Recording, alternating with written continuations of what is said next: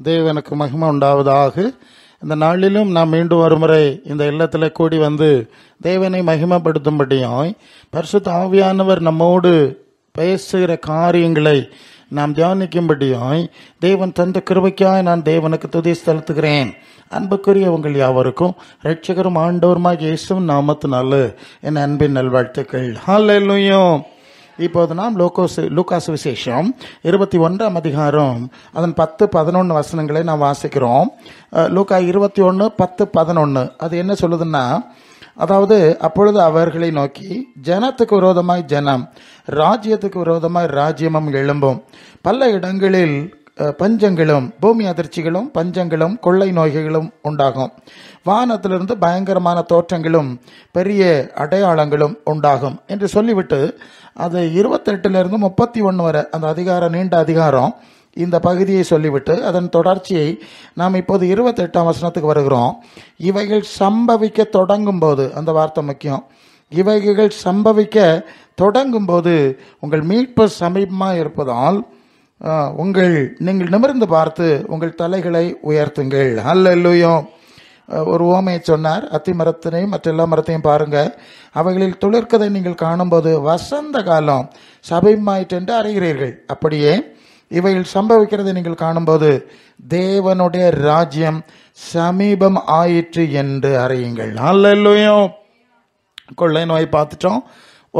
யுத்த செய்திகளை நீங்கள் டிவியில் பார்த்து கொண்டிருக்கிறீர்கள். பல தேசங்கள் முறுக்கி கொண்டு நிற்கிற, யாருக்கு எவ்வளவு ஆயுதம் இருக்குது, யார் பெரிய ஆள், யார் சின்ன அண்ணன் பெரிய அண்ணன்ங்கிற மாதிரிலாம் பல அனலைஸ் இல்லையா, யுத்தத்தில் வார் வெப்பன்ஸ் எல்லாம் எப்படி இருக்குன்னா பயங்கரமாக ஓடிக்கொண்டிருக்கிற ஒரு சூழ்நிலையில் நாம் இருந்து கொண்டிருக்கிறோம். இந்த நிலையிலே ரொம்ப கடினமான சூழ்நிலைகள் தொடர்ந்து வரப்போகிறது. இப்போ தான் தொடங்கியிருக்கு, அது இன்னும் கடினமாக வரப்போகிறது. இனி ஒரு கட்டம் இருக்கிறது. இப்போது தேவ ஆவியானவருடைய ஆளுகை இங்கே நடந்துட்டு இருக்கு. ஒரு அளவு உலகத்தை பிசாசு ஆட்சி செஞ்சாலும் தேவ பிள்ளைகளுக்குள்ளும் தேவ பிள்ளைகள் நடுவிலும் தேவ ஆவியானவர் வாசம் பண்ணுற ஒரு சூழல் நடக்குது. இனி இந்த முழு உலகத்தையும் டோட்டலி சாத்தாங்கையில் ஒப்படைக்கக்கூடிய ஒரு சூழல் வருகிறது. அது வெளிப்படுத்தல் 13 அதிகாரத்தில் நம்ம படிக்கிறோம். அந்த சூழல், அந்த சம்பவம் நடக்கிறதுக்கு ஜஸ்ட் பிஃபோர் தேவன் தம்முடைய பிள்ளைகளை இந்த உலகத்திலிருந்து எடுத்துக்கொள்ள வேண்டும். ஹல்லேலூயா. இந்த உலகத்திலிருந்து தம்முடைய பிள்ளைகளை, எல்லாரும் இல்லை, தேவ சித்தம் செய்கிற தேவ பிள்ளைகளை மட்டும். அதான் அந்த வசனம் சொல்லுது, இவைகள் சம்பவிக்க தொடங்கும் போதே உங்களுக்கு ஒரு மீட்பு சமீபமாக இருக்கிறது. உங்களுக்கு ஒரு மீட்பு இருக்கிறது. அது ரொம்ப முக்கியமான காரியம். சம்பவிக்க தொடங்கும் போது, முடியும் போதல்ல. இப்போ புரியணும்னு நினைக்கிறேன். அதான் சம்பவிக்க தொடங்கி அப்படி நடந்து கொண்டிருக்கிறது. ஏன்னா அதுக்கு அடுத்தது அதை விட ஆழமான விஷயத்துக்குள்ளே போனோம். அதுக்கு முன்பு தேவ பிள்ளைகள் மீட்கப்படுகிறார்கள். தேவ பிள்ளைகளுடைய ராஜ்யம் அப்போது வரும். அது தேவ பிள்ளைகளுடைய ராஜ்யத்தினுடைய தொடக்கம் அப்போது வரும் என்பதுதான் அந்த செய்தி. நல்லா கவனிக்கணும். தேவனுடைய ராஜ்யம், தேவன் ஆட்சி செய்கிற தேவ பிள்ளைகளாக இருக்கக்கூடிய ஒரு பூரண அனுபவம் நமக்கு காத்திருக்கிறது. இதுக்கு ஒரு பின்னணி உண்டு. ஏதேன் தோட்டத்தில் ஆதாமியவாளை தேவ சாயலில் படைச்சி மகிமையாக வச்சிருந்து சாவாம உள்ளவர்களா இல்லையா, தேவ மகிமையான ஒரு சூழ்நிலையில் ஆதாமியவாளை என்ன செஞ்சிருந்தாரு, அங்கே வச்சிருந்தார் இல்லையா, வச்சு ஒரு ஆசீர்வாதம், ஆதியாகமம் 1:28, நீங்கள் பலுகி பெருகி பூமியை நிரப்புங்கள் என்று சொல்லி தேவன் அவர்களை என்ன செஞ்சாரோ, ஆசீர்வதிச்சார். சரியா? எல்லாம் வசனத்துக்கு மனசில் வைக்கணும். ஆசீர்வதிச்சது உண்மை, அங்கே இருந்தது உண்மை. 3ஆம் அதிகாரம் 8ஆம் வசனத்தில் வந்தாச்சுன்னா, தோட்டத்தில் தேவனாகிய கர்த்தர் உலாவி அவர்களோடு பேசி விட்டு போனார். அப்போ முதலாவது தேவனுடைய ராஜ்யம் இந்த உலகத்தில் இருந்தது. எங்கே இருந்தது? ஏதேன் தோட்டத்திலே தேவனுடைய ராஜ்யம் இருந்தது என்பது முதல் நிலை. அப்புறம் ஆதாமியவாள் சாத்தானுக்கு இடம் கொடுத்ததுனால, சாத்தான் உள்ள வந்ததுனால தேவ சாபம் வந்து விட்டது. நாம் பல ரீதியில் சிந்தித்திருக்கிறோம். அந்த அதிகாரத்துக்கு கடைசி 3ஆம் அதிகாரம், ஆதியாகமம் 3ஆம் அதிகாரம் கடைசி வசனத்தில் தோட்டத்தை விட்டு துரத்தி இவர் பரலோகத்துக்கு போய்விட்டார். கவனிக்கிறீங்களா? ஆண்டவர் தேவன் எங்கே போயிட்டார்? பரலோகத்துக்கு போயிட்டார். இங்கே தேவ ராஜ்யம் தடைப்பட்டு விட்டது அல்லது இல்லாமல் செயலிழந்து போய்விட்டது என்பதை நாம் அந்த பகுதியில் புரிந்து கொள்ள வேண்டும். கவனிங்க. சரி, ரெண்டாவது, இப்போ ஆபிரகாம் என்ற ஒரு மனுஷன் வருகிறான். அவன் தேவனுக்கு கீழ்ப்படுகிறான். ஆதாமியவாள் கீழ்ப்படியாததுனால தேவராஜ்யத்தின் அனுபவம் போயிட்டது, தேவ உறவு போயிட்டது, சாத்தானுடைய ஆளுகை சாபங்கள் எல்லாம் தொடர்ந்து வந்துட்டு. இப்போ ஆபிரகாம் என்கிற மனுஷன் தேவனுக்கு கீழ்ப்படுகிறான். கீழ்ப்படியும் போது நீங்கள் ஆதியாகமம் 26ஆம் அதிகாரம் 4-5 வசனத்திலே நாம் படிக்கிறோம். படிக்கும்போது அவர் சொல்கிறார், நீ ஆபிரகாம் என் சொல்லுக்கு கீழ்ப்படிந்து என் கட்டளை கட்டளை என் கற்பனையின்படி நடந்தபடினால நான் அவனுடைய வம்சத்தை ஆசீர்வதிப்பேன், அவன் முகாந்திரமாய் மற்றவர்களை ஆசீர்வதிப்பேன் என்று சொல்லி ஒரு 2வது வாக்குத்தத்தத்தை கொடுக்கிறார். நீங்க கொஞ்சம் நுட்பமாக கவனிக்கணும். முதல் வாக்குத்தத்தம் ஆதியாகமம் 1:28, பல்லுகி பெரிய பூமியை நிரப்ப வேண்டும். இப்போ அந்த வார்த்தையை ஒரு நுட்பத்தை நீங்களுக்கு கவனிக்கணும். எப்போதெல்லாம் ஜனங்கள் தேவனுக்கு கீழ்ப்படியாம போனாங்களோ அப்பெல்லாம் தேவனுடைய வாக்குத்தத்தத்தை அடையாமல் போனார்கள். அநேக வேளையில் இந்த வாக்குத்தத்தம் சொல்லி பலரும் சொல்லலாம், நீங்க கேட்கலாம், நீங்க நம்பலாம், சில சந்தர்ப்பத்தில் ஆவியானவர் கொடுக்கலாம். ஆனா அதுக்கு ஒரு நிபந்தனை இருக்கிறது. முதல்ல ஆதாம் ஏவாளுக்கு அந்த ஆசீர்வாதம் கொடுத்திருந்த போதிலும் ஒரு நிபந்தனை இருந்தது. இந்த தோட்டத்தின் நடுவில் இருக்கிற விருட்சத்தின் நீ இப்போது புசிக்க வேண்டாம், நான் சொல்லும்போது நீ சாப்பிடணும் என்கிற ஒரு நிபந்தனை அங்கே இருந்தது. சரிதானே? அந்த நிபந்தனை மீறினபடினாலே அவருடைய மகிமை உடை அவர்களை விட்டு விலகி போயிட்டு ஆதியாகமம் 3:16-19 நீ பெருகும்போது வேதனையை பெருக பண்ணுவேன். பாருங்க, முதலாவது பள்ளிக்கு பெருகி பூமியை நிரப்புன்னு வாக்குத்தத்தம். இப்போ அதை நேர வெட்டுகிறார், அதை தலைகளா மாத்துறார். இனி பெருகும்போது உனக்கு வேதனை தான் உண்டாகும், ஆசீர்வாதமா இருக்காது. பூமி உன்னிமித்தம் சபிக்கப்பட்டிருக்கும், குறுக்கு முள்ளும் முளைப்பிக்கும், பலன் கொடுக்காது. நீ மண்ணில் இருந்திருக்கப்பட்டாய், மண்ணுக்கு திரும்புவாய். 1:28 சொன்ன சாபம் 3:16-19 முடிவுக்கு வந்து விட்டது. ஏன்? தேவனுடைய நிபந்தனையின்படி அவர்கள் வாழவில்லை, அதை நிறைவேற்றல, கீழ்ப்படியலை, எல்லாம் போச்சு. இப்படியே காலங்கள் போயிட்டு சாத்தானுடைய ஆளுக மக்கள் எல்லாம் பிசாசுக்கு பிள்ளைகளா மாறிட்டாங்க. தொடர்ந்து வசனங்கள் இருக்கிறது. இப்போதான் ஆபிரகாம் வர்றான். இப்போ ஆபிரகாம் கீழ்ப்படுகிறான். நல்லா கவனிக்கணும். எப்போது ஏதேன் தோட்டத்திலே ஆதாம் ஏவாளும் தேவனுக்கு கீழ்ப்படிந்திருந்தார்களோ அது வரைக்கும் ஆசீர்வாதம் அங்கே வாக்குத்தத்தம் நிறைவேறுகிறது. எப்போ கீழ்ப்படியாம வந்ததோ அது உடைந்து போயிட்டு. இது போலதான் ஆபிரகாம் இப்ப கீழ்ப்படிந்த போது ஒரு வாக்குத்தத்தம், ஒன்னிமித்தம், மிச்சம் எல்லாம் போயாச்சு, நீ கீழ்ப்படிஞ்சல்ல, ஒன்னிமித்தம் ஆசீர்வதிப்பேன் என்று சொல்லி ஒரு ஆசீர்வாதம் வாக்குத்தத்தம். அது லேவியர் 20:26 நான் பரிசுத்தராக இருக்கிறது போல நீங்கள் எனக்கேற்ற பரிசுத்தராக இருப்பீர்களாக, நீங்கள் என்னுடையவர்களாக இருக்கும்படி நான் உங்களை மற்ற ஜனங்களை விட்டு பிரித்தெடுத்தேன். அல்லேலூயா. நல்லா கவனிக்கணும். இப்பவும் அதே நல்லமதான். நீங்கள் என்னுடைய own people, my own people, என்னுடைய சொந்த ஜனமாய், பரிசுத்த ஜாதியாய், ஆசாரிய கூட்டமாய் இருக்கும்படி நான் உங்களை மற்ற ஜனத்திலிருந்து பிரித்தெடுத்தேன். ஒன்று பிரியணும், அவி அப்படி இருக்காவ, இவி எப்படி இருக்காவ, அவி எப்படி இருக்காவ, நான் அப்படி இருக்கப்படாதான். ஏன்? இது தேவனுடைய பிள்ளைகளுக்குரிய திட்டம். அது மாதிரி இருக்க முடியாது. அவருடைய வாழ்க்கை வேறு, நம்பிக்கை வேறு, நோக்கம் வேறு, நடவடிக்கை வேறு, எல்லாம் வேறு. நாம் அழைக்கப்பட்டிருக்கிற நோக்கம் வேறு, திட்டம் வேறு, எல்லாமே என்டையர்லி டிஃபரெண்ட். ஸோ இதை மனசில் வச்சிருக்கணும். அப்போ இருக்கணும். அப்போ அப்படி இருங்கள் என்று சொல்றார். அப்படி ஒரு வாக்குத்தத்தத்தை கொடுக்கிறார். நீங்கள் லேவியர் 26:12 சொல்லுறார், நான் உங்கள் நடுவில் உலாவி உங்கள் தேவனா இருப்பேன். அல்ல இல்லையா? ஏதேன் தோட்டத்திலையும் அவர் வந்து உலாவினார், பேசினார்னு செய்தி பார்க்கிறோம். அதே விஷயத்தை தடைப்பட்டுட்டு, இன்டரப்ஷன், ஒரு குறுக்கீடு வந்துட்டு, தடை. இப்போ மீண்டும் அதை ரெசியூம் பண்ணியிருக்கு, அதை திருப்பி ரீஸ்டார்ட் பண்ணியிருக்கு. இப்போ சொல்றார், மீண்டும் நான் உங்கள் மத்தியிலே நான் உலாவி உங்களுடைய ஜனங்களா இருப்பேன்னு சொன்னார். இப்போ மீண்டும் பிரச்சனை வந்துட்டு இந்த ஜனங்கள் கர்த்தரை எரிச்சல் விட்டுனாங்க. யாத்திராமம் 32:4 விக்கிரகத்தை உண்டு பண்ணி, கண்ணுக்குட்டியை உண்டு பண்ணி, நம்மை எகிப்திலிருந்து நடத்தி கொண்டு வந்த தெய்வங்கள் இவைகளேன்னு சொல்லி அங்கே அந்த ஆதாம மாறியே இவர்கள் உடன்படிக்கை மீறினார்கள் என்று ஓசியாவில் நான் வாசிக்கிறோம். அப்படி உடன்படிக்கை மீறிட்டாங்க. மீண்டும் கர்த்தரை எரிச்சல் விட்டுனாங்க.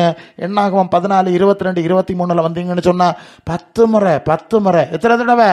10 முறை பரீட்சை பார்த்தார்கள்னு இருக்கு. 32-34 வரை வசனங்களிலும் அவர் சொல்லிட்டார், இனி நான் உங்களுக்கு தந்த வாக்குத்தத்தம், இவர்களுக்கு கொடுத்த வாக்குத்தத்தம் என்ன? அதை உபாகமம் 28ஆம் அதிகாரம் முதல் 14 வசனங்கள்ல வாசிக்கிறோம். ஆதாமுக்கு கொடுக்கப்பட்ட வாக்குத்தத்தம் என்ன? அது ஆதியாகமம் 1:28 நீ பல்லுகி பெருகி பூமியை நிரப்புங்கள் என்று சொல்லி எல்லாத்தையும் ஆட்சி செய்ய சொல்லி ஆசீர்வதிச்சார். பிறகு அது சாபமா மாறிட்டு பார்த்துட்டோம். இப்ப மீண்டும் இஸ்ரவேல் ஜனங்களுக்கு ஒரு வாக்குத்தத்தம், அது உபாகமம் 28 முதல் 14 வசனத்துல நீ பூமியின் உயர்ந்த ஸ்தானத்துல மற்ற ஜாதிகளை விட மேன்மையா வைப்பேன்ல வாசிக்கிறீ இல்லையா? இதெல்லாம் யாருக்கு கொடுத்த வாக்குத்தத்தம்? இஸ்ரவேலர்களுக்கு கொடுத்த வாக்குத்தத்தம். இப்ப என்ன பண்ணிட்டாங்க? இவங்களும் கண்ணுக்குட்டி ஆராதனை செய்து கர்த்தரை என்ன செஞ்சுட்டாங்க? எரிச்சல் விட்டுனாங்க. 10 தரம் பரீட்சை பார்த்தாங்க. அவர் சொல்லிட்டார், உங்களுக்கு தருவேன்னு சொன்ன வாக்குத்தத்தங்களை நான் செய்ய மாட்டேன். சரியா? ஆசீர்வாதங்களை நான் உங்களுக்கு தரமாட்டேன். அதுக்கு பதிலாக இந்த வனாந்திரத்திலே உங்களை நீங்கள் அழிகிறது வரை இந்த வனாந்திரத்தில் தான் உங்களை வட்டங்கரைக்கு நடத்துவேன். அதுக்கு வெளியே பாலந்தேனோடு கானான் தேசம் அதெல்லாம் தரமாட்டேன். இங்கே உங்களை அழித்து போடுவேன் என்று சொல்லி 20 வயசுக்கு மேலே இருந்த எல்லா இஸ்ரவேலர்களும் சாகிறது வரை அவர் கானானுக்குள்ள போக விடாம தடுத்து வச்சுட்டார். எல்லாரும் செத்துட்டாங்க. அப்புறம் 20 வயசுக்கு கீழே விழாங்க. ஏன்னா அவர் சொன்னார், என்னுடைய வல்லமையை, என்னுடைய பராக்கிரமத்தை எகிப்தில் பார்த்தீங்க, 10 வாதை பார்த்தீங்க, செங்கடலை கடந்து நடந்து, இதெல்லாம் என்ன பார்த்தீங்கல்ல, என் வார்த்தையை கேட்டீங்கல்ல, என் அற்புதத்தை பார்த்தீங்கல்ல, என் மகத்துவத்தை பார்த்தீங்கல்ல, அதுக்கப்புறம் என்ன எரிச்சல் விட்டுனீங்க, அதனால அழிச்சு போடுவேன். நல்ல கவனிக்கணும். வாக்குத்தத்தம் வாக்குத்தத்தம் வாக்குத்தத்தம் தந்திருக்காரு. வாக்குத்தத்தம் தந்தா எல்லாம் நல்லதுதான். அது கூட ஒரு நிபந்தனை இருக்கு. என்னுடைய கட்டளையின்படி அவர் சொல்லுவார். நான் வசனம் எடுத்த நேரம் போயிடும். அது எரேமியாவில் இருக்கிறது. கட்டுவேன் நாட்டுவேன் என்று சொல்லி நான் ஒரு தேசத்துக்கு ஜாதிக்கு சொல்லுவேன். அவர்கள் என் கட்டளை கீழ்ப்படியாம மனசு மாறினா நானும் சொன்னதை செய்யபடி மனசு மாறிடுவேன். இப்ப புரியுதா? சும்மா வாக்குத்தை தான் ஆசீர்வாதம் மட்டும் சொல்லிட்டு இருக்கக்கூடாது. அதுக்குரிய காலத்தில் கத்தருக்கு காத்திருன்னா கிடந்து உறங்குறது கிடையாது. தேவ சித்தம் செய்கிற காலம், அதுக்கேற்ற தகுதி அடைகிற ஒரு காலத்தையாக்கும் காத்திருக்குதல்னு சொல்லுது.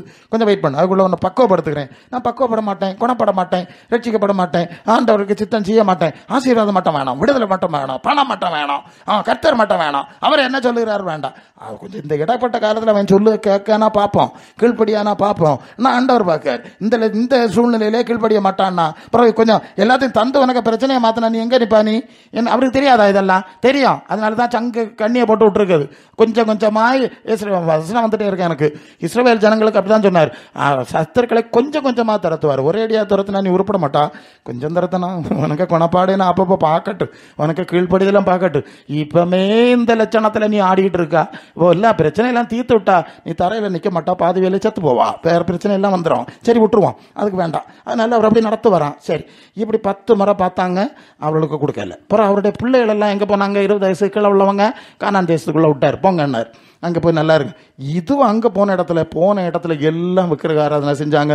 அவர்களும் கர்த்தரை எரிச்சல் விட்டுனாங்க. எசேக்கியேல் 8:5 சொல்லுது, தேவாலயத்தில், எருசலேம் தேவாலயத்திலே விக்கிரகத்தை வச்சுட்டாங்களாம். பலிபீடத்தின் வடக்கு பக்கத்தில் அந்த நடையிலே எரிச்சல் விட்டுகிற விக்கிரகம் இருந்ததுன்னு வசனம் கிளியராக அங்கே இருக்கு. 8:5 எருசலேம் தேவாலயத்தில். எப்படி இருக்கும்? கர்த்தரை பார்த்தார். ஓகே, நீங்கள் அப்படி போனீங்களா? மீண்டும் உடைச்சிட்டார். எரேமியா 52:12-13 அவர் நேபுகாத்நேச்சரை அனுப்பி, அவனுக்கு படைத்தளபதி நேபுசராதனை அனுப்பி, அவன் வந்து எருசலேம் தேவாலயத்தை தீ கொளுத்தி உடைச்சு போட்டுட்டான். அரண்மனையில் தீ கொளுத்தினான். பேரழிவை உண்டு பண்ணி எல்லாம் இல்லாமாக்கி விட்டு போய்விட்டான். நல்லா கவனிக்கிறீங்களா? என்ன ஆச்சு? ஏதேன் தோட்டத்தில் தேவனுடைய உறவு, தேவனுடைய ராஜ்யம் இருந்தது.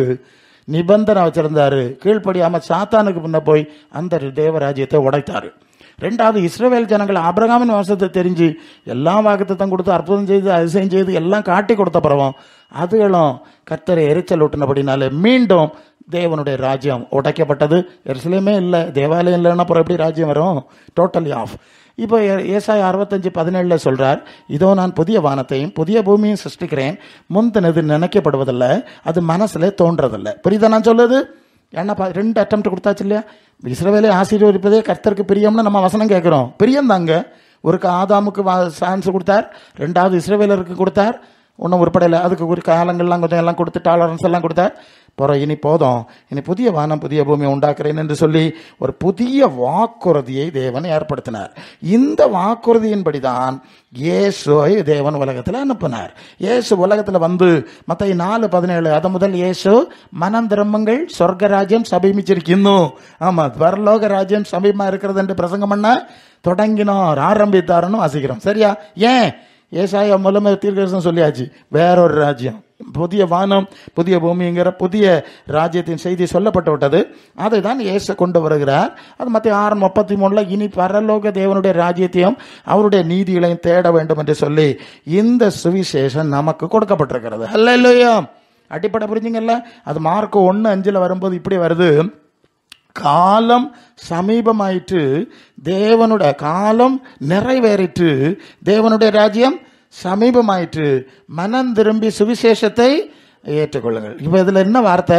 ஒன்று, காலம் நிறைவேறிற்று. காலம் அது என்னதுன்னா, ஆதாம் முதல் இங்கே வரைக்கும் மோசே வரைக்கும் நியாயப்பிரமாண காலம் என்ற ஒரு காலம் இருந்து அது முடிஞ்சாச்சு. அடுத்தது மோசே முதல் இயேசு வரைக்கும் நியாயப்பிரமாண காலம் கொடுக்கப்பட்டிருந்தது, அந்த காலமும் முடிஞ்சாச்சு. இனி இந்த உலகத்துக்கு காலம் முடிவுக்கு வந்தாச்சு. இனி ஒரு புதிய உலகத்துக்கு ஆயத்தப்பட வேண்டிய காலம். அல்லேலூயா. புரியுதா? இந்த உலகத்தை பற்றி எல்லா காரியமும் முடிச்சாச்சு, இந்த நிறைவேறிட்டு பரலோக ராஜ்யம் கிட்ட வந்தாச்சு. இனி அதுக்கு ஆயத்தப்பட வேண்டிய ஒரு காலம்தான் நமக்கு கொடுக்கப்பட்டிருக்கிறது என்று சொல்லிதான் இந்த சுவிசேஷம் ஆரம்பிக்கிறது. நல்ல மனசு வைக்கணும். புரியுதா? சுவிசேஷத்துல சரியா இருக்கணும். சும்மா பேக்க நோக்க மட்டும் இயேசுவேன்னு சொல்லிட்டு நடக்கப்படாது. பரலோக தேவனுடைய திட்டத்துக்கு கீழ்ப்படியாதவர்களுக்கு தேவன் நன்மை செய்ய மாட்டார். அது உத்தரவாதம் தர முடியாது. புதுசுல 1-2 செய்வார், அதுக்கப்புறம் ஒன்றும் செய்ய மாட்டார். இஸ்ரவேலர்ல மாதிரி நீங்களும் நிபந்தனை என்னது? அப்ப 2 நிபந்தனை சொன்னேன். ஒரு நிபந்தனை நன்மை தீமை அறியத்தக்க விருட்சத்தின் கனி இப்ப புசிக்காது. இன்னொரு நிபந்தனை, நீங்கள் எனக்கு கீழ்ப்படிந்து என்னுடைய உடன்படிக்கையில நீங்க நடக்க வேண்டும். அப்படி நடக்கும்போது அது உங்களுக்கு இந்த ஆசீர்வாதத்தை தருவேன். ஓகே. 2வது நிபந்தனை. 2 நிபந்தனை அவைய உடைச்சது மாதிரி 3வது நிபந்தனை என்னன்னா, உங்க மனசை பரலோகத்துல வைக்கணும். மத்த 6:20-21 பரலோகத்திலே உங்கள் பொக்கிஷத்தை சேர்த்து வைங்கள், உங்கள் இருதயம் எங்கே இருக்கோ அங்கே உங்கள் பொக்கிஷம் இருக்கும். அப்ப இனி மனசை எங்க வைக்கணும்? இதுதான் நிபந்தனை. அடுத்த நிபந்தனை இயேசுவை சுவிசேஷத்தின்படியான நிபந்தனை, உங்க மனசை உலகத்துல வைக்கப்படாது, உங்க மனசை ஏன்னா அந்த 2 அதை சொல்லியாச்சு, முடிச்ச எப்படி டெர்மினேட் ஆச்சுன்னு சொல்லியாச்சு. பரலோகத்திலே தான் உங்கள் மனசை வைக்கணுங்கிறது தான் முக்கியமான நிபந்தனை. யோவான் 14:2-3 அது இயேசு சுவிசேஷ வேலை நிறைவேற்றி பரலோகத்துக்கு போறதுக்கு முன்ன சொல்லுகிறார், பிதாவின் வீட்டுக்கு போறேன், அங்கே உங்களுக்கு ஒரு வாசஸ்தலம் உண்டாக்குவேன், அங்கே வாசஸ்தலம் உண்டாக்கிட்டு நான் இருக்கிற இடத்துல இருக்கும்படி நீங்களும் இருக்கும்படி நான் வந்து மறுபடியும் உங்களை சேர்த்துக்கொள்ள வருவேன். ஹல்லேலூயா. அப்போ நமக்கு இங்கே ராஜ்யம் இருக்கு, பரலோகத்தில் பூமியில் இல்லை, உலகத்தில் இல்லை. பரலோகத்தில் மனசு வைக்கலன்னா நீங்களும் தேவனுடைய நிபந்தனை உடைத்து விட்ட எல்லைக்குள்ளே வந்து விடுவீர்கள். பிறகு தேவனுடைய கிருபை கிடைக்காது. நீங்கள் பிறகு சங்கடப்பட்டு ஒன்றா போகிறது கிடையாது. 2 பேதுரு 3:7-13 வரை படிச்சேன்னா, அப்போஸ்தலனாகிய பேதுரு இயேசு என்ன சொன்னாரு? நான் அங்கே ராஜ்யத்தை உண்டு பண்ணி அங்கே இருப்பேன், அங்கே இருக்கணும், நாம அதுக்கு உங்களை கூட்டிட்டு போக வருவேன். பேதுரு என்ன சொல்லுகிறாரு? இப்போ இருக்கிற வானமும் பூமியும் அந்த வார்த்தையினாலே அக்கினிக்கு இரையா வச்சிருக்கு, பஞ்சபூதங்கள் வெந்து உருகி போக போறது, தேவ பக்தி இல்லாதவர்கள் நியாயம் தீர்க்கப்பட்டு அழிந்து போக நாள் வரதான் இந்த பூமி வச்சிருக்கு. 13ஆம் வசனத்துல தேவனுடைய வாக்கு தத்தத்தின்படியே, அப்படிதான் இருக்கு அந்த வசனம், தேவனுடைய வாக்கு தத்தத்தின்படியே நீதி வாசம் பண்ணோம், புதிய வானங்களும் புதிய பூமிக்கும் காத்திருக்கிறோம். அல்ல இல்லையா? வாக்கு தத்தம் என்னது? பரலோகம். வாக்குத்தத்தம் என்னது? புதிய வானம் புதிய பூமி புதிய சிருஷ்டி சூழ்நிலை. இதுதான் வாக்குத்தத்தம்.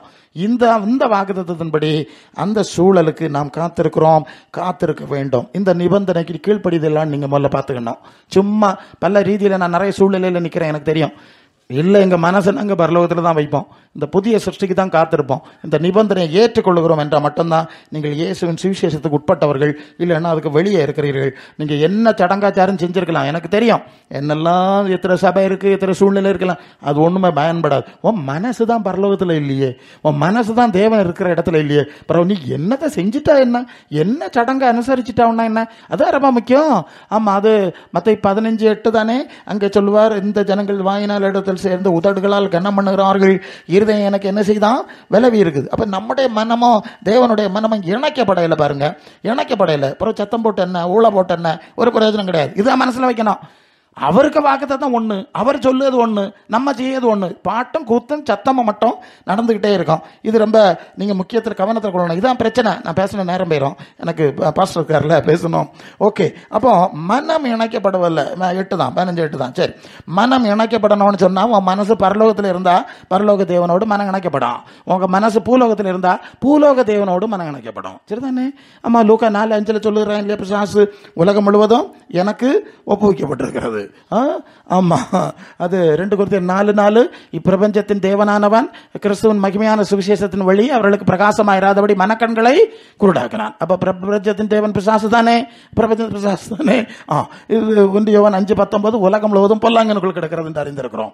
இந்த உலகத்துல மனசை நீ வச்சேன்னா உனக்கும் பரலோக தேவனுக்கு சம்பந்தம் கிடையாது. உன் மனசு அங்க இணையாது. அது வேற இது வேற. 1 யோவான் 2:15 சொல்லுதில்ல, உலகத்தில் உள்ள அன்பு கூறாதீர்கள், ஒருவன் உலகத்தில் அன்பு கூர்ந்தால் பரலோக தேவனுடைய அன்பு அவனிடத்துல இல்லை. தெளிவுதானே? யாக்கோபு 4:4 உலக நேசம் தேவனுக்கு விரோதமான பகை என்று அறியீர்களா? சரி, அப்போ இந்த உலகத்தின் மேல உலக நன்மை உலக ஆசீர்வாதத்தை முன்ன மனசு வைக்கிற யாருடைய இருதயமும் பரலோக தேவனோட இணையாது. அவங்க பரலோகத்துக்கு போக முடியாது. அவர்களை இயேசு கூட்டிட்டு போகிறதும் கிடையாது. சரிதானே? புரியுதா? நல்ல ஒரு விழிப்புணர்வு வேணும். நான் வசனத்தை தான் உங்களுக்கு பேசிட்டு இருக்கிறேன். சரி, கொலோசையர் 2 கொரிந்தியர் 5:1 சொல்லுது, நிலையான நகரம் நமக்கு அங்கே இல்லை, வரப்போகிறதே நாடி தேடுகிறோம். இங்க இந்த உலகத்தை தேடுதலா இல்ல வரப்போறதை தேடுதலா? உங்க மனசாட்சியிலே நீங்க பேசிடுங்க. வரப்போறதையா இருக்குதையான்னு நீங்க பார்த்துக்கிடணும். சரி, கொலோசர் 3:1-2 கிறிஸ்து தேவனுடைய வலது பார்சத்தில் வீற்றிருக்கிற மேலானவைகளை தேடுங்கள், பூமிக்குரியலை அல்ல. சரியா? இப்ப நீங்க எதை நாடுதிய, எதை தேடுதிய, எங்க இருக்குதிய, உங்க லட்சணம் என்னன்னு நீங்க பார்த்துக்கிடணும். சரி, அவ்வளவுதான் எனக்கு முடியும், சமயம் ஷார்ட் ஆயிருக்கு. சரி, இப்படி ஒரு புதிய ராஜ்யத்தை தேவன் நமக்கு, ஆண்டவர் நமக்கு பரலோகத்திலே ஆயத்தம் பண்ணி கொண்டிருக்கிறார். அந்த ராஜ்யத்துக்கு போறதுக்கு நீங்கள் லூக்கா 20:36 வரும்போது, மரித்தோர் உயிர்த்தெழுதலை அடைய பாத்திரவான்களா எண்ணப்படுகிறவர்கள் அவர்கள் தேவனுக்கு பிள்ளைகளும் தேவ தூதர்களுக்கு ஒப்பா இருப்பார். நல்லா கவனிக்கிறீங்களா? அது யாருடைய ராஜ்யம்? பரலோக தேவனுடைய ராஜ்யம். அப்ப பரலோக தேவனுடைய ராஜ்யத்துக்கு போனோம்னா அந்த தேவனுக்கேற்ற பிள்ளைகள் என்கிற ஒரு நிலைமைக்கு மாறணும். அது இங்க சொல்லி இருக்கு, தேவ தூதர்களை போன்ற நிலைமை. எப்படியா? ஏஞ்சல்ஸ் இருக்கிறாங்கல்ல, தேவதூதர்கள், அதுபோல ஒரு புதிய சரீரத்தை அவர் நமக்கு கொடுக்க போகிறார். பிலிப்பியர் 3:21 அவர் தம்முடைய வல்லமையான செயலினாலே நம்முடைய அற்பமான சரீரத்தை இயேசுவின் மகிமை உள்ள சரீரத்துக்கு ஒப்பாய் மறுரூபப்படுத்துவார். வசனம் ரொம்ப கரெக்டா இருக்கும். ஏன்? நான் இருக்கிற இடத்துல நான் இருக்கிறது போல இருக்கணும்னா உங்களை என்ன போல மாத்தணும் இல்லையா? இயேசுவை போல மாத்தாம அவர் இருக்கிறதுக்கு போறது அப்படி போனோம் இல்லையா? ஓகே, மாத்தணும். 1 யோவான் 3:2 அவர் இருக்கிற வண்ணமாக அவரை தரிசிப்பதனாலே அவரை போல இருப்போம். யாரை போல இருப்போம்? இயேசுவை போல இருக்கணும்னா, இயேசு இருக்கிற இடத்துக்கு போனோம்னா இப்பமே அந்த தகுதி வேணும். என்ன தகுதி வேணும்? பிலிப்பியர் 2:5 கிறிஸ்து இயேசுடைய சிந்தையே உங்களிலும் இருக்கணும். இருக்கணுமா வேண்டாமா? இயேசு கிறிஸ்துக்குள்ள சிந்தை இங்க இருந்தா அவர் இருக்கிற இடத்துல அவர் இருக்க பாரு போலாம். நீங்க இயேசுக்குரிய சிந்தையில இல்லாம போனீங்கன்னு வைங்க, அது யோவான் 17:14 ஆண்டவர் சொல்வார், நான் உலகத்தான் அல்லாது போல நீங்களும் உலகத்தார் அல்ல. இயேசுக்கு சிந்தை இதுதானே. நீங்க என்ன சிந்தையில இருக்குதே? இயேசு வரவால போகணுமா, அங்கே இருக்கிறதுக்கு போக முடியுமான்னு நீங்க சிந்திச்சுக்கணும். அதுக்கு வசனம் தர்றேன். யோவான் 7:7 இந்த உலகத்தின் கிரியைகள் பொல்லாதவளா இருக்கிறது என்று நான் சாட்சி கொடுக்கறதுனால என்ன பாய்க்கிறது? இந்த உலகம் பேய்க்குள்ள கிடக்கு, இது தேவ சாபத்தில் கிடக்கு, இதை தீ கொளுத்த போறாரு, இதுக்கு மேல மனசு வச்சப்படாது, இங்க நடக்கிறதெல்லாம் அக்கிரமம் கள்ளத்தனமாக்கும், இப்படி நான் சொல்லுறதுனால இந்த உலகம் என்ன பகைக்குது. இல்ல உலகத்தை எல்லாம் கடவுள் தான் ஆட்சி செய்யாரு, நீங்க எல்லாரும் தேவைப்படலாம், நீங்க எல்லாருமே சொர்க்கத்துக்கு போயிடலான்னு சொன்னா ஒரு பிரச்சனையும் கிடையாது. சரியானா? இல்ல அப்படி இல்லை, இது தேவ சாபம், தேவன் தீ கொளுத்த வச்சிருக்காருன்னு சொன்னாலே அவனுக்கு கோவம் தான். பேயாக்க ஆட்சி செய்யறான்னா கோபம் தான். உங்கள்கிட்ட இருக்க குணம் அம்படம் சாத்தாங்க குணமாக்கன்னு சொன்ன நிலையிலே சண்டை எல்லாம் வருது. இது மனம் திரும்ப குணப்படு, பரலோக ராஜ்யத்துக்கு போனோம்னா உங்க குணம் மாறட்டு, பிரவர்த்தி மாறட்டு, வாழ்க்கை மாறட்டு, மாறாம அங்க போக முடியாது. இதை சொன்னாதான் இப்ப பிரச்சனை. எல்லாரும் பவியல்னு சொன்னா ரொம்ப ஈஸியாயிருது. சரி, நீங்க புரிஞ்சுக்கிட்டா நல்லதுதான். அப்ப மனசு எங்க வைக்கணும்? பரலோகத்துல வைக்கணும், பூமியில வைக்காத வச்சா போக முடியாது. முதல் விஷயம். இப்போ ரெண்டாவது, நீங்கள் 1 தெசலோனிக்கர் 2:10 இருந்து படிச்சா, 1 தெசலோனிக்கர் படிச்சு சீக்கிரம் படிங்க. 1 தெசலோனிக்கர் 2:10 படிச்சா, நாங்கள் எவ்வளவு நீதியும் பரிசுத்தமும் பிழையின்மையுமாய் நடந்தோம் என்பதற்கு தேவன் சாட்சி, நீங்களும் சாட்சி. படிங்க அந்த வசனத்தை 2 படிங்க. விசுவாசிகளாய் உங்களுக்குள்ளே எவ்வளவு பரிசுத்தம், எவ்வளவு நீதி, எவ்வளவு பிழையின்மையுமாய் நடந்தோம் என்பதற்கு நீங்கள் சாட்சி, தேவனும் சாட்சி. அடுத்த வசனம், அதான் நம்முடைய ராஜ்யத்துக்கு மகிமைக்கும் உங்களை அழைத்த தேவனுக்கு நீங்கள் தகுதியாய் நடக்க வேண்டும் என்று தகப்பன் தன் பிள்ளைக்கு சொல்லுகிறது போல நாங்கள் ஒவ்வொருவனுக்கு புத்தியும் தேர்தலும் எச்சரிப்பு சொன்னதை அறிந்து. என்ன சொல்லுவ? நாங்க பிள்ளையின்மையும் பரிசுத்தம் நீதியா நடந்து உங்களுக்கு என்ன செஞ்சோம்? மாதிரி காண்பிச்சோம் இல்லையா? அது மாதிரி. ஏன்னா அவருடைய ராஜ்யத்துக்கு நம்ம அழைச்சிருக்கிறாரு, அதுக்கு தகுதியா நடந்துக்கணும். சும்மா சிலுவை கள்ள மாதிரி சிலுவை கள்ளி எல்லாம் பரலோகத்துக்கு போறாங்கன்னு சொல்லிட்டு நம்பிட்டு தெரியப்படாது. அதாக சொல்லுது. சரியா? அதுக்கு தகுதியா நடக்கணும்னு நாங்க புத்தி சொன்னோம் இல்லையா? அந்த புத்தியை தானே நானும் உங்களுக்கு சொல்லணும், வேற ஒன்றும் சொல்ல முடியாது இல்லையா? அவங்க சொன்ன புத்தியை தான் நாங்களாம் சொல்லுது. சரி, நடந்தோம் என்பதற்கு நீங்க அறிஞ்சிருக்கிறீங்க. எபிரேயர் 12:28-29 எபிரேயர் 12:28-29 படிச்சா படிங்க 2 வசனத்தையும் 28 அசைவில்லாத ராஜ்ய 28-29 எபிரேயர் 12:28-29 சீக்கிரம். ஆதலால் அசைவில்லாத ராஜ்யத்தை பெறுகிறவர்களாகிய நாம் பயத்தோடு பக்தியோடு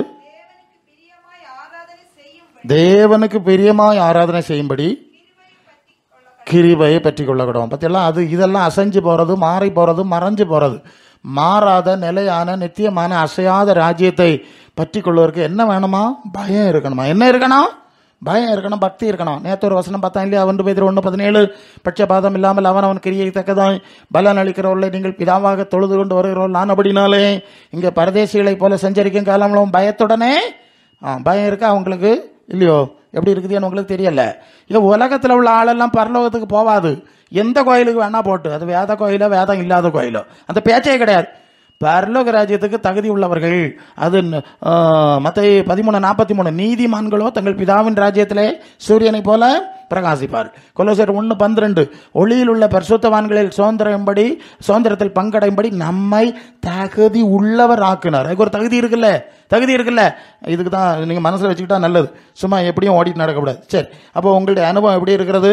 மனசு பரலோகத்தில் இருக்கா, பூமியில் கிடக்கா, இல்லை பரலோக சிந்தை இருக்கா என்கிறத நீங்கள் உங்கள் மனசில் நீங்கள் சிந்தித்து கொள்ள வேண்டும். அல்லேலூயா. சும்மா எப்படி நடந்துட்டு இந்த பரலோக ராஜ்யத்துக்கு நம்ம போக முடியாது. கலாத்தியர் 5:19-21 படி. கலாத்தியர் 5:19-21 சீக்கிரம். நிறைய இருக்கு வசனம், சொல்லுங்க. நீங்கள் வாசித்தா நல்லா இருக்கும். கலாத்தியர் 5:19-21. இல்லை 5:19 வந்து மாம்சத்தின் கிரியைகள். சரி, அவையாவன விபச்சாரம், வேசித்தனம், அசுத்தம், காம விவகாரங்கள், விக்கிரகாராதனை, பில்லி சூன்யம், பகைகள், விரோதங்கள், வைராக்கியங்கள், கோபங்கள், சண்டைகள், பிரிவினைகள், மார்க்க பேதங்கள், பொறாமைகள், கொலைகள், வெறிகள், களியாட்டுகள் முதலானவைகள். நல்ல கவனி. இப்படிப்பட்டவைகளை செய்கிறவர்கள் தேவனுடைய ராஜ்யத்திலே பிரவேசிப்பதில்லை. அதான் விஷயம். நமக்கு வருகைக்கு போனோம், தேவனுடைய ராஜ்யத்துக்கு போனோம். அதான் நான் நேரமே சொன்னேன். சும்மா எப்படியும் போயிட முடியாது. இப்படிப்பட்டவ யாரும் தேவ ராஜ்யத்தில் இருக்க முடியாது. உலக ராஜ்யத்தில் இருக்கலாம், கொட்டி கட்டி பறக்காவே இல்லையா? நான் பார்த்துட்டு இருக்கேன் இல்லையா? அது சாத்தானுடைய ராஜ்யம். அவனுக்கு சித்தம் செய்கிற ஆளுக்கு உலகத்தில் உயர்ந்த ஸ்தானத்தை கொடுப்பேன்னு சொல்லிட்டான் இயேசுநாதர்கிட்ட. பரலோக தேவனுடைய சித்தம் செய்கிறவர்கள் இடுக்கமான வாசலில் தான் போனோம், தலைகளை இருக்கிறதுனால. சரி, அப்போ இப்படிப்பட்டவர்கள் பரலோக ராஜ்யத்தில் பிரவேசிக்க முடியாது. எபேசியர் 5:3-5 படி. எபேசியர் 5:3-5 படிங்க சீக்கிரம். அல்லேலூயா. எபேசியர் 5:3-5. பரிசுத்தவான்கள் ஏற்றபடி வேசித்தனமும் எந்த அசுத்தமும் பொருள் ஆசையும் இவைகளின் பேர் முதலாம் உங்களுக்குள்ளே சொல்லப்படக்கூடாது. வம்பு, புத்தீனமான பேச்சு, பரியாசமும் தகாதவைகள். சரி, விபச்சாரனாவது, அசுத்தனாவது, விக்கிரக ஆராதனைக்காரனாகிய பொருளாசைக்காரனாவது தேவனுடைய ராஜ்யத்திலே, கிறிஸ்துவின் ராஜ்யத்திலே சுதந்திரம் அடைவதில்லை. பொருளாசையும் விக்கிரக ஆராதனை பேய வழிபாடு. புரியுதா? பண ஆசை, பணத்தை நான் சொல்லியிருக்கேன் கடந்த காலங்கள்லையும். பணத்தை இந்த உலக பிரகாரமான காரியங்களை மையமாக வச்சு நீங்கள் முக்கியப்படுத்தி பல காரியங்களை செய்வீங்கன்னு சொன்னால் அது விக்கிரக ஆராதனை, பேய் வழிபாடுன்னு இங்கே சொல்லியிருக்கு. இதுதான் புதிய நியமத்தினுடைய உடன்படிக்கையினுடைய நிபந்தனை. இதெல்லாம் இருக்கான்னு பார்த்துடுங்க. அப்படி எல்லாம் இருந்தால் தேவராஜ்யத்துக்கு என்ன செய்ய முடியாது? போக முடியாது. அப்போ மனசை பரலோகத்தில் வச்சனோம், உலகத்தில் வச்சா பரலோகத்துக்கு போக முடியாது. பூமியின் உயர்ந்த ஸ்தானத்துக்கு வேற ஆசைப்பட்டியல்னா பரலோகத்தின் உயர்ந்த ஸ்தானத்துக்கு போக முடியாது. ஏன்னா அது ஒரு முக்கியம். 16:33 ஆண்டவர் யோவானில் சொல்லுகிறார், நான் உலகத்தை ஜெயித்தேன். உலகத்தை என்ன செஞ்சேன்? உலகத்தை சரணடையவில்லை. ஜெயித்தேன்னா சரணடையவில்லை. அந்த வார்த்தையை சொல்லிட்டு உடனே அவரை பிடிச்சிடுறாங்க, சிலுவையில் அரைஞ்சு கொண்டு 2 கள்ளமாருக்கு நடுவில் தொங்க விட்டாச்சு. இது என்ன செய்யும்? ஆமாம், சிலுவைக்கு போகிறதா இருந்தாலும் உலகத்துக்கு சரணடையவில்லை. அந்த சரணடையவில்லை என்று தான் அதை சரியாக மொழிபெயர்த்திருக்கணும். அதை உலகத்தை ஜெயித்தேன். அப்போ உலகத்துக்கு சரணடைஞ்சவங்க பரலோகத்துக்கு போக முடியாது. அது வெளிப்படுத்தல் 12:11 நம்ம படிக்கிறோம் இல்லையா? சாட்சியின் வசனத்தினாலும் ஆட்டுக்குட்டியானுடைய இரத்தத்தினாலும் அவர்களை ஜெயித்தார்கள். அதான் ஜெயங்கொள்ளுகிறவன். வெளிப்படுத்தல் 3:5 ஜெயங்கொள்ளுகிறவன். எல்லா சபைக்கும் எழுதியிருக்கு ஜெயங்கொள்ளுகிறவன். 3:21 வெளிப்படுத்தல் ஜெயங்கொள்ளுகிறவன் என் சிங்காசனத்தில் என்னோட கூட உட்கார பண்ணும். அப்போ உலகத்தை ஜெயிக்க போறீங்களா, உலகத்துக்கு சரணடைய போறீங்களா? சொல்லுங்க. உலகத்துக்கு சரணடைஞ்சவர்களுக்கு பரலோகத்தை அடைஞ்சு போக முடியாது. யாக்கோபு 1:28 கடைசி வசனம் சொல்லுது, உலகத்தால் கரைபடாதபடி தன்னை காத்து கொள்வது தானே தேவனுக்கு முன்பாய் சுத்தமான மாசில்லாத பக்தியா இருக்கிறது. அல்லேலூயா. முதல் பாவம். பரலோகத்துக்கு போக முடியாம, வருகைக்கு போக முடியாம இருக்கிற மிகப்பெரிய பாவம் உலக நேசங்கிறத நீங்க அறிஞ்சுக்கணும். இந்த உலகத்துக்கு நேசியா இருக்கவன் பரலோகத்துக்கு எதிரியா இருக்கிறான். அது ரொம்ப முக்கியமான காரியம். நான் பல சந்தர்ப்பங்கள்ல உங்களுக்கு இந்த வசனங்களை நான் தந்திருக்கிறேன். சரி, இது முதல் விஷயம். ரெண்டாவது, 1 கொரிந்தியர் 15:50-53 மாம்சமும் இரத்தமும் தேவனுடைய ராஜ்யத்தை சுதந்தரிப்பதில்லை, அழிவுக்குரியது அழியாமையை சுதந்தரிப்பதில்லை அப்படின்னு அந்த பகுதியை வாசிக்கிறோம். அப்போ இதுக்கு பதிலா அந்த 50 படிங்க, 53 வரை. 15:50 மாம்சம் இரத்தமும் 1 கொரிந்தியர் 15:50 தேவனுடைய ராஜ்யத்தை சுதந்தரிப்பதில்லை. சகோதரரே, என்ன சொல்றேன் தெரியுமா? மாம்சம் இரத்தமும் தேவனுடைய ராஜ்யத்தை சுதந்திரிக்க முடியாது. அழிவுள்ளது அழியாமை சுதந்திரிக்க முடியாது. ஒரு ரகசியத்தை அறிவிக்கிறேன், எல்லாரும் நித்திரை அடைய மாட்டோம். கடைசி காலம் நினைக்கும் போது ஒரு நிமிஷத்துல, ஒரு இமைப்பொழுதுல நாம் எல்லாரும் மறுரூபமாக்கப்படுவோம். எக்காலம் தணிக்கும். மரித்தோர் அழிவில்லாதவர்களாக எழுந்திருப்பார்கள். நாம மறு ரூபமாக்கப்படுவோம். இங்க கவனிக்க வேண்டிய காரியம், இந்த மாம்சம் ரத்தமும் தேவனுடைய ராஜ்யத்தை சுதந்திரிக்க மாட்டாது. அதனாலதான் மாம்ச சிந்தை மரணம்னு சொல்லி இருக்கிறது. சரியா? மாம்சத்துக்கு பிரியமா இருக்க விரும்புகிறவர்கள் தேவனுக்கு பிரியமா இருக்க மாட்டார்கள். அதுக்கு ரோமர் 8 வருது. மாம்சத்துக்கு பிரியமா இருக்கணும்னு ஓடிக்கிட்டு இருந்த ஆளுகள் பரலோக தேவனுக்கு பிரியமா இருக்க மாட்டாங்க. பரலோகத்துக்கும் போக மாட்டாங்க, வருகைக்கும் என்ன செய்ய மாட்டாங்க, போக மாட்டாங்க. ஏனென்றால் அது ரோமர் 8 வாசித்தா சரி, மாம்ச சிந்தை மரணம், ஆவியின் சிந்தை ஜீவனும் சமாதானம். மாம்ச சிந்தை தேவனுக்கு உறவான பகை, அது தேவனுடைய நியாய பிரமாணத்துக்கு கீழ்ப்படியா கூடாமல் இருக்கிறது. மாம்சத்துக்கு உட்பட்டவர்கள் தேவனுக்கு பிரியமா இருக்க மாட்டார்கள். நீங்க மாம்சத்துக்காக வேண்டி ஓடுதலாம், எலும்பு சதையும் வாழ்க்கை உலகத்துக்கு ஓடுதலாம், உலகத்தின் உயரத்துக்கு யாரோ ஓடுதலாம். எப்படி ஓடுதலான்னு இந்த நாட்களில் சரிப்படுத்த இல்லைன்னா மாட்டிக்கொள்ள போவீர்கள். அதான் அந்த செய்தி. சரி, அப்போ என்ன செய்யறோம்? ஒரு மர ரூபம். இந்த மாம்ச சரீரத்திலிருந்து ஆவிக்குரிய சரீரத்துக்கு நம்ம என்ன செய்யணும்? மர ரூபப்பட வேண்டியது அவசியம். ஏன்னா 1 கொரிந்தியர் 15 அதுக்கு மேல நீங்க படிச்சீங்கன்னா, ஜென்ம சரீரம் உண்டு, ஆவிக்குரிய சரீரம், 2 சரீரம் இருக்கு. இந்த சரீரத்தை தேவன் படைத்தார், நாம இங்க வரல, அவரே நம்ம இங்க கொண்டு வந்தார். இது போல இந்த அழிவுக்குரிய சரீரத்துக்கு பதிலாக இன்னொரு சரீரத்தை 44 ஜென்ம சரீரம் விதைக்கப்படும், ஆவிக்குரிய சரீரம் எழுந்திருக்கும். ஜென்ம சரீரம் உண்டு, ஆவிக்குரிய சரீரம் உண்டு. 46 ஆவிக்குரிய சரீரம் வந்தனதல்ல, ஜென்ம சரீரம் முதலாவது, ஆவிக்குரிய சரீரம் இரண்டாவது. புரிஞ்சுதா? அப்ப மாம்ச சிந்தை மரணத்துக்கு எத்தனை அடிப்படை இருக்குன்னு பார்த்துடுங்க. இந்த புதிய சரீரமாய் நாம் மாறிதான் அந்த தேவ ராஜ்யத்துக்கு போக முடியும். 1 தெசலோனிக்கர் 4 16-17 வசனத்துல என்ன படிக்கிறோம்னு சொன்னா, 4, 16, 17 வசனத்துல வரும்போது கர்த்தர் தாமே ஆரவாரத்தோடும் பிரதானத்தினுடைய சத்தத்தோடும் தேவ காலத்தோடும் வானத்திலிருந்து இறங்கி வருவார். கர்த்தருக்குள் மரித்தவர்கள் முதலாக எழுந்திருப்பார்கள். உயிரோடு இருக்க நாமம் கர்த்தருக்கு எதிர்கொண்டு போக மேகங்களின் மேலே எடுத்துக்கொள்ளப்பட வேண்டும். எடுத்துக்கொள்ளப்பட்டு இவ்விதமாய் எப்பொழுதும் அண்ணா முடிச்சிட்டான். எப்பொழுதும் எங்க இருக்க போறோம்? அதைத்தான் யோவான் 14:2-3 சொன்னார், நான் இருக்கிற இடத்துல இருக்கும்படி. இப்போ எப்பொழுது இது மத்திய ஆகாயத்தில் போறாங்க, அதுக்கப்புறம் அடுத்த ஸ்டேஜ் இருக்கு. இப்பவுமே அவரோடு கூட இருக்கக்கூடிய லெவலில் ஆரம்பிச்சிடும் தேவனுடைய ராஜ்யத்தின் நிலைமை. இங்க உலகத்துல வேற ஆளுவ இருப்பாங்க, கைவிடப்பட்டவங்க இருப்பாங்க. ஆமா, அந்த கிறிஸ்தவ ஆட்சியில் இருப்பாங்கலாம், செய்தி கேட்பீங்கல்ல. இங்க ஒரு ராஜ்யம் நடந்துட்டு இருக்கு, அங்க ஒரு ராஜ்யம் நடக்கு. எப்படி இருக்கு? ஒரே 2 ட்வின் ஸ்டேட் இந்த மாதிரி 2 ராஜ்யம். ஒன்னு பூலோகத்தில் நடக்குங்க, அது ஒரு மிராக்குலஸான காரியம். ஏன்னா மேல ராஜ்யம் அங்க ஆகாயத்துல கல்யாண விருந்து நடக்குது, ஆட்டுக்குட்டியானவருடைய கல்யாண விருந்து கலைக்கப்பட்டவன் பாக்கியவான் எல்லாம் அங்க வசனம் வெளிப்படுத்தின விஷயத்துல இருக்கு. மேல ஒரு ராஜ்யம் நடந்துட்டு இருக்கோம், இங்க சாத்தாண்டு ராஜ்யம் நடந்துட்டு இருக்கோம். ஏன்னா அதை சொல்லிடுறேன், ஒரு நிமிஷம் வசனம் தந்துட்டா நல்லா இருக்கும்ல. அது வெளிப்படுத்தல் 12 தான் நான் படிக்கும்போது என்ன நடக்குன்னா, அதை நீங்க எடுத்துருங்க, ஒரு 5 நிமிஷம் எடுத்துக்கிறேன். 12 அது என்னது 10 ஆமா, அது அங்கே 7 படிக்கிறோம். வானத்திலே யுத்தம் உண்டாயிட்டு மிகாவேலும் அவனை சேர்ந்த தூதரம் வலு சர்ப்பத்தோட யுத்தம் பண்ணினார்கள். வலு சர்ப்பம் அதை சேர்ந்த தூதரம் யுத்தம் பண்ணி ஜெயிக்கல. அப்புறம் 9 உலகம் அனைத்து மோசம் போகிற பிசாசு என்று சாத்தான் என்று சொல்லப்பட்ட பழைய பாம்பாகிய வலு சர்ப்பம் தள்ளப்பட்டது, பூமியில உள்ள தள்ளப்பட்டது, அதனோட கூட அதை சேர்ந்த தூதரும் தள்ளப்பட்டார்கள். இந்த வார்த்தை ரொம்ப முக்கியம், கவனிக்கிறீங்களா? இப்ப சாத்தான் வானமண்டலத்தில் ஆளுகை செஞ்சுட்டு இருக்கிறான். அது எபேசியர் 6:12. ஓகே, வானமண்டலம் வரைக்கும் இருக்கிறான். இவெல்லாம் கீழே வந்துருவான். அந்த செகண்ட்ல தான் சாத்தானின் சேனை எல்லாம் கீழே வருது. அதே செகண்ட்ல பரிசுத்த ஆவியானவரும் ஆவியானவரால நடத்தப்படுற தேவ பிள்ளைகளும் இங்கிருந்து மேலே போயிடுவாங்க. சரியா? அவன் கீழே, இவன் மேல். கீழே சாத்தானுடைய ஆட்சி, மேலே தேவனுடைய ஆட்சி. ஓகே, இது ரொம்ப முக்கியமான ஒரு சூழல். சரி, அப்ப இந்த சூழ்நிலைக்கு போனோம். எபேசியர் 4:30 சொல்லுது, மீட்கப்படும் நாளுக்கென்று முத்திரையாய் பெற்ற பரிசுத்த ஆவியை தூக்கப்படுத்தாருங்க. நல்ல கவனிங்க. அடுத்த ஒரு இஷ்யூ. இப்போ மறுரூபம்னா பேசுறீங்க, ஒன்றும் புரியல பிரசங்கியாரு. நான் இப்படியே இருப்பேன், இயேசுநாதர் வந்தா மாறி போயிடுவானா, மறைஞ்சு போயிடுவானா? அது எப்படி நடக்கும்? நீங்க கேட்க பிரச்சனை தானே. என்ன பிரசங்க மாதிரி கதை பேசுறான், இப்படியே பேசிட்டு இருப்பாராம் பிரசங்கியாரு. இயேசுநாதர் வந்துருவாராம், இவர் மைக்கெல்லாம் கீழே விழுந்துருவான், இவர் போயிடுவாராம். இது என்ன கதையா இருக்கு பிரசங்கியாரு? ஒன்றும் புரியலையா? ஆமா, புரியணும்ல. அதுக்கு தான் சொல்லியிருக்கு, மீட்கப்படும் நாளுக்கென்று முத்திரையா பரிசுத்தாவியா ஒரு வல்லமா வச்சிருக்கு. அதுதான் பிலிப்பியர் 3:21 சொல்லுது, அவர் தம்முடைய வல்லமையினாலே, எப்படி வல்லமையான செயலினாலே நம்ம அழிவுக்கு சரீரத்தை அவருடைய மகிமையான சரீரமா மாத்துவார்.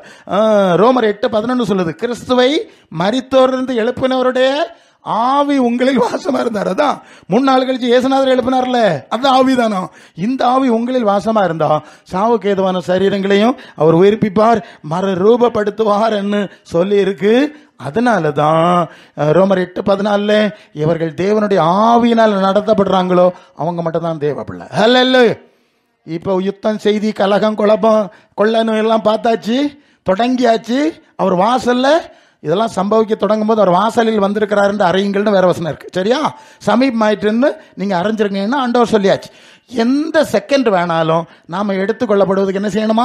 ரெடியா இருக்கணும். அது ஒரு வசனம் சொல்றேன். லூக்கா 21 நீங்கள் அதாவது மனுஷகுமாரனுக்கு முன்பு நிற்க பாத்திரவான்களா எண்ணப்படும்படி ஜெபம் பண்ணி விழித்திருங்கள். அதான் அந்த வசனம். ஓகே, 21 அதிகாரத்துல 30 வசனம், இனி சம்பவிக்க போற இவைகளுக்கெல்லாம் நீங்க தப்பி மனுஷகுமாரனுக்கு முன்பாய் நிற்க தகுதி, எகைன் தட் வேர்ட், பாத்திரவான்கள், தகுதி உள்ளவர்களா எண்ணப்படுவதற்கு எப்போதும் ஜெபம் பண்ணி விழிச்சிருங்க. என்ன செய்யணும்? மனசை பரலோகத்தில் வைக்கணும். நம்பர் 1, மனசை எங்க வைக்கணும்? பூலோகத்தில் வச்சுக்கணும்னா க்ளோஸ், ஆட்டம் க்ளோஸ், தீர்ந்து போச்சு. 2 பரலோகத்தில் வைக்கணும். 2வது தேவனுடைய பரிசுத்தம்னு சில வசனங்கள் பார்த்துட்டோம் இல்லையா? இயேசு வரும்போது உங்கள் ஆவி ஆத்ம சரீரம் முழுவதும் குற்றமற்றதாய் காக்கப்படுவதாக. பரிசுத்தம், அந்த பரிசுத்த தன்மை இருக்கான்னு பார்த்துருங்க. அப்புறம் என்ன சொன்னேன்? தேவ ஆவியினால நிறைஞ்சு ஆவியினால நடத்தப்படுறீங்களான்னு பார்த்துருங்க. அப்படி இருந்தா மட்டும்தான் இந்த ஆவியானவர், ஆமா, 25 வருஷம் உங்களை எந்த மாற்றமும் பண்ண முடியாம இருந்துட்டாருன்னா சிக்கல் தான். அது 2 Corinthians 3:18 நாம் எல்லாரும் திறந்த முகமாய் கர்த்தருடைய மகிமையை கண்ணாடியிலே காண்கிற வண்ணமாய் கண்டு ஆவியா இருக்கிற கர்த்தரால் அந்த சாயலாகத்தானே மகிமையின் மேல் மகிமை அடைந்து மறுரூபப்பட்டு கொண்டே இருக்கிறோம். Present perfect continuous tense. பரிசுத்த ஆவியானவர் 2 Corinthians 4:16 சொல்ற மாதிரி புறம்பான மனுஷன் அழிந்து உள்ளான மனுஷன் நாளுக்கு நாள் புதிதாக்கப்பட்டு கொண்டே இருக்கிறது. இப்படி இருக்கிறவங்க மட்டும்தான் இயேசுநாதர் வரும்போது ஒரு இமைப்படுதலே மறுரூபமாவாங்க. பூமியில மனசு வச்சவங்க ஆக மாட்டாங்க, பரிசுத்தம் இல்லாத ஆக மாட்டாங்க. பரிசுத்தாவியை என்னைக்கே பார்த்து கைய கால உதர்னேன்னு சொன்னவங்களும் மாற மாட்டாங்க. அந்த பரிசுத்தாவினாலே உள்ளான மனுஷன்ல புதிதாக்கப்பட்டுட்டே வருவாங்கல்ல, இவங்க மட்டும் தான் மர்வமாவாங்க. நீங்க எச்சரிக்கையா ஜாக்கிரதையா இருக்கணும். ஜாக்கிரதையா இருப்பீர்களா? ஆகவே இந்த வார்த்தைகளால கர்த்தர் உங்களை ஆசீர்வதிப்பாராக. ஆமென்.